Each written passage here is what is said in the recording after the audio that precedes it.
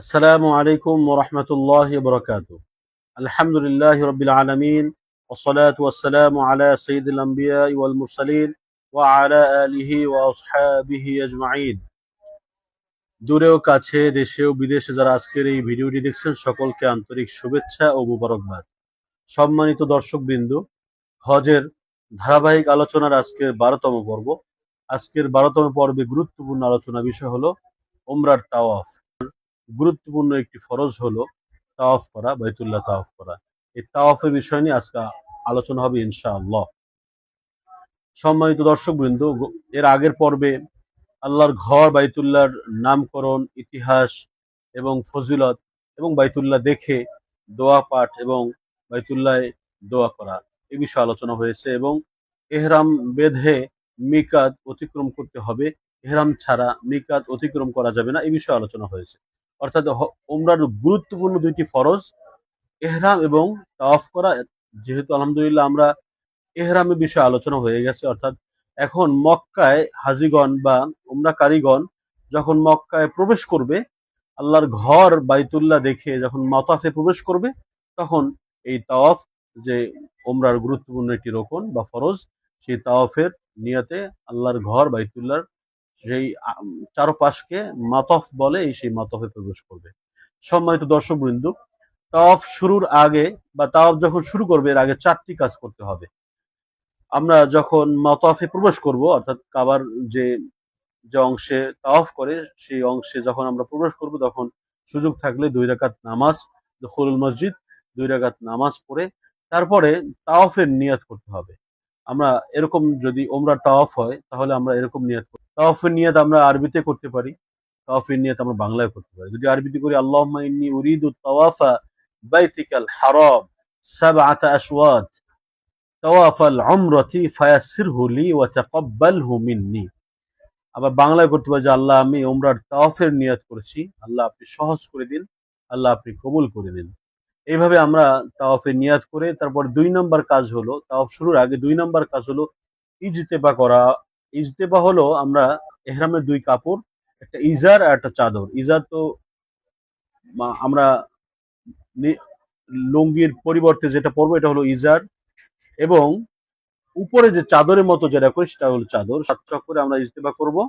তাহলে ইজতেবা হলো ডান কাঁধটা ফাঁকা রাখা, ডান কাঁধের নিচ থেকে কাপড়টা নিয়ে বাম কাঁধের উপরে দিয়ে বাম কাঁধটা ঢেকে দিয়ে এই ডান বাহুটা ফাঁকা রাখা, এটাকে বলা হয় ইজতেবা। তাহলে 2 নম্বরে, 1 নম্বর নিয়াত করব, 2 নম্বরে ইজতেবা অর্থাৎ কাপড়টা এভাবে করে, 3 নম্বরে আমরা হাজরে আসওয়াদ বরাবর দাঁড়াবো, দাঁড়িয়ে 4 নম্বরে বিসমিল্লাহ আল্লাহু আকবার বলে ইশারা করতে হবে।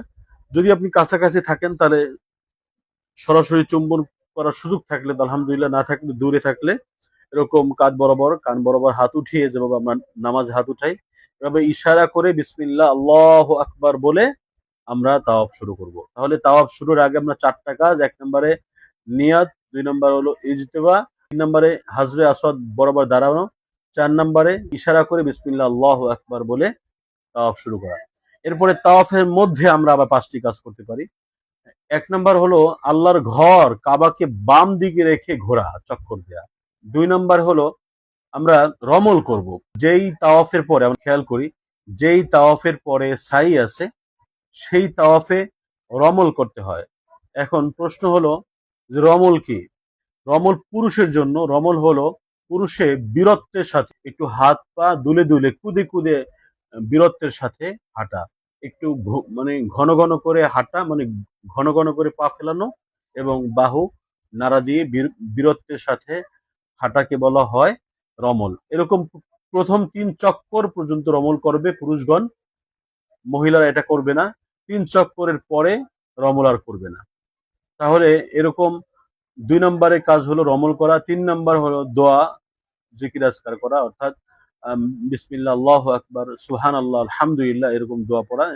এছাড়া নির্দিষ্ট দোয়া পড়তেই হবে এমন কোনো আবশ্যকতা নেই।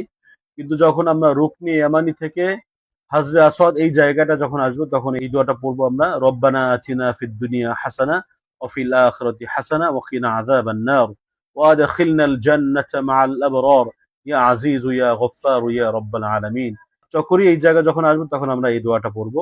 এছাড়া অন্যান্য সময় আপনি কোরআন তেলাওয়াত করতে পারি, যে কোনো সূরা মুখস্থ থাকলে সেটা করতে পারি, জিকির আজকার করতে পারি, দুরূদ শরীফ করতে পারি। ৪ নাম্বার কাজ হলো যখন আমরা রুকনে ইয়ামানি আসবো, সুযোগ থাকলে স্পর্শ করব, সুযোগ না থাকলে কোনো ইশারা করা যাবে না, আমরা ওখান থেকে দোয়া পড়ে চলে যাব।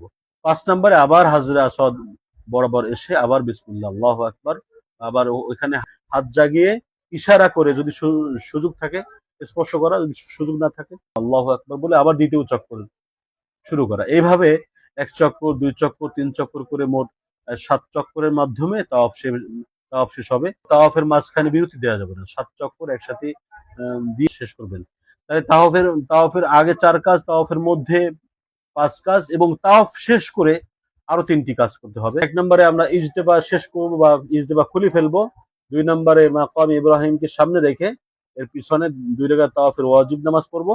৩ নম্বর আমরা জমজমের পানি পান করবো, এটা সুন্নত। জমজমের পানি পান এবং জমজমের পানি পান করার সময় আমরা নির্দিষ্ট দোয়া, আল্লাহুম্মা ইন্নী আসআলুকা ইলমান নাফিআ ওয়া রিজকান ওয়াসিআ ওয়া শিফাআম মিন কুল্লি দা। এভাবে আরবি না পারলে আমরা বাংলায় বলতে পারি যে আল্লাহ আমি আপনার কাছে উপকারী জ্ঞান চাচ্ছি, ওয়া রিজকান ওয়াসিআ প্রশস্ত রিজিক চাচ্ছি, এটা আপনি বাংলায় পড়তে পারেন। তারপর ওয়া শিফাআম মিন কুল্লি দা সকল রোগ থেকে মুক্তি চাচ্ছি। জমজমের পানি শেষের মাধ্যমে এই তাওয়াফ শেষ করে তারপরে সাইয়ের উদ্দেশ্যে সাফা পাহাড়ে যেতে হবে। এই সাই এবং হলক এই বিষয়ে আরেকটা ভিডিও আসবে ইনশাআল্লাহ। আল্লাহ রাব্বুল আলামিন আমাদেরকে তার পছন্দ অনুযায়ী উমরা, বিশেষ করে যেহেতু তামাত্তু হজের আগে উমরা করতে হয়, আল্লাহ তাআলা হজের সকল কার্যক্রম এবং উমরার সকল কার্যক্রম তার পছন্দ অনুযায়ী করার তৌফিক দান করুক। আমিন ওয়া আখির দাওয়ানা আলহামদুলিল্লাহি রাব্বিল আলামিন। আসসালামু আলাইকুম ওয়া রাহমাতুল্লাহি ওয়া বারাকাতুহু।